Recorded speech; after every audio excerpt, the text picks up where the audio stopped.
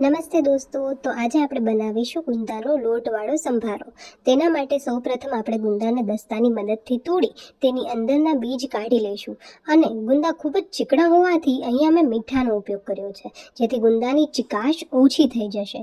ત્યારબાદ ચાકુની મદદથી આપણે તેના બે ભાગ કરી દઈશું. તો આમ આપણા બધા જ ગુંદાને મેં સુધારી લીધા છે. હવે એક પેનમાં તેલ નાખી રાઈ, જીરું, હિંગ અને હળદર નાખી બધા જ સુધારેલા ગુંદાને તેની અંદર નાખી દેવાના. ગુંદા સતળાઈ જાય ત્યારબાદ તેમાં હળદર, ધાણા જીરું પાવડર અને સ્વાદ અનુસાર મીઠું ઉમેરી 10થી 15 મિનિટ માટે આપણે ગુંદાને શેકી લઈશું. ગુંદા થોડા ક્રિસ્પી થઈ જાય ત્યારબાદ તેમાં ચણાનો લોટ ઉમેરી મિક્સ કરી દેવાનો. હવે તેમાં લાલ મરચું અને ગરમ મસાલો એડ કરી 5 મિનિટ માટે સાતળી લેવાનું.